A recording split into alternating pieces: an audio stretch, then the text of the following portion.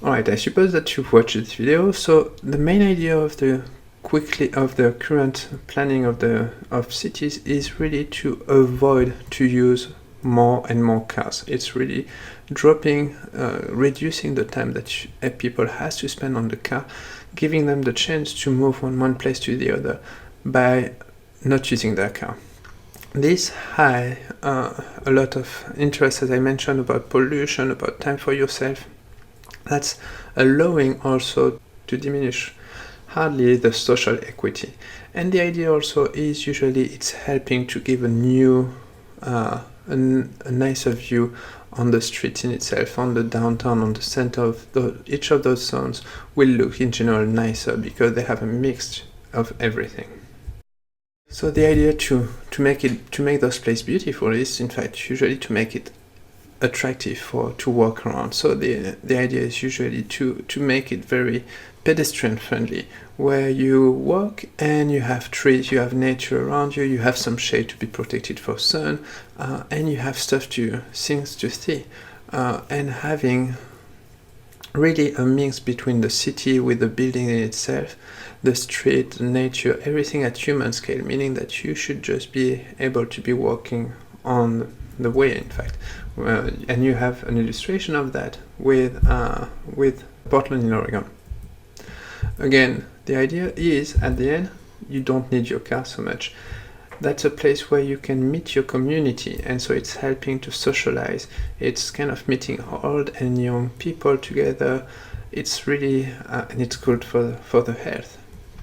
So you creating this open space, a lot of indirectly pushing people to go out, to really enjoy the nature in itself, to connect with the nature. And again, using those brownfields that we talk about to develop those zones, such as, for example, previous train that have been used for converted into trail, such as here in Seattle, here in California, or in Oregon, providing more chance for the people to enjoy their city, such as, for example, Bear Creek here in Merced.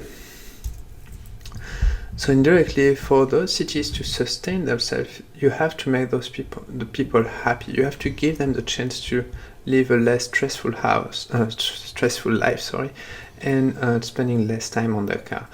So you want to make it walkable streets. Again, you want to give the chance to have zones with everything: housing, school, shopping, job activities, place where people will enjoy to sit down and take a sip of coffee or drink, pushing people to meet together. That's definitely one of those points. So kind of opening to public space and giving the chance for the people to spend time outside. That's kind of the idea. And to reduce the car, you want to develop more public transportation. That can be tramway, for example, in Portland, Oregon. That's what we call, in fact, the transit-oriented development, the fact that you're pushing people to go out and taking public transportation. You can take the bus, for example. So the idea is people will go out walking, cycling, like, for example, some cities in Netherlands or Copenhagen in Denmark those cities are very open for cycling with miles and miles of bike path. And the idea that you have a zone with different activities happening in this zone. You're trying to connect people, and that happen with public transportation, not the car anymore. So all of these decades of developing cities around the car has to change to, in fact, develop the cities around the people. That's the idea. And we will talk about this graphic in the class. So for the future, just finishing with today, the idea is cities have also to develop all of what we talk, but they also have to be ready for climate change. And being ready for climate change, we saw 2 points: mitigation and adaptation. Mitigation is trying to reduce the effect and to be as much as possible reducing our contribution to the global warming. And adaptation is just the fact that it will happen. Global warming is something happening, so we have to deal with it. And so cities, for example, such as New Orleans, have modified their organization after the Hurricane Katrina. As you can see, the flooding of Katrina in 2005 have in fact invaded all the center of New Orleans. And so nowadays they have developed some prevention to avoid those possible events to happen, because cities such as New Orleans know that they will have to face probably more intense hurricane in the future due to global warming. So that's an example. At the end, for a sustainable city, a more livable city, what we need to do is pushing for mixed use. Again, this zonation of the city is where you find everything from residential to house, to school, to malls, to the job activities. Compact building instead of single homes going into more apartments or multi homes close together. Also, kind of minimizing in fact the space of this housing, pushing people to go out and connect to each other, and making in fact walkable neighborhoods, trying to reduce as much as possible the time in the car, giving an idea of people liking the place they're living, not trying to escape every weekend because a place is somewhere, they find another place nicer to go for weekends.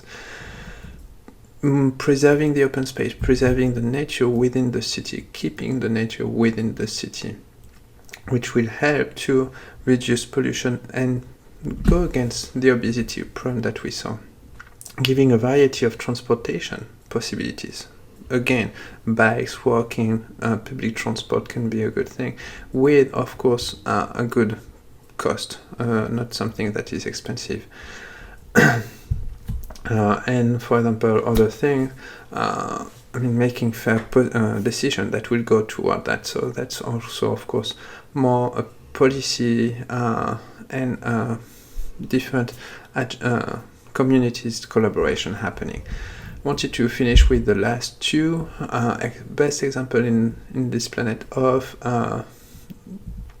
livable city. The first one is Melbourne, that has been for the last 7 years the most livable city that is found here in Australia. And nowadays, this year, the first city is not anymore Melbourne, but is Vienna in Austria, in Europe.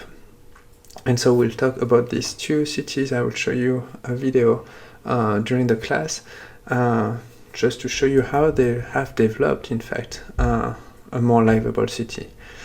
So I'll see you in class to continue talking about this livable city. All right? See you soon. Bye.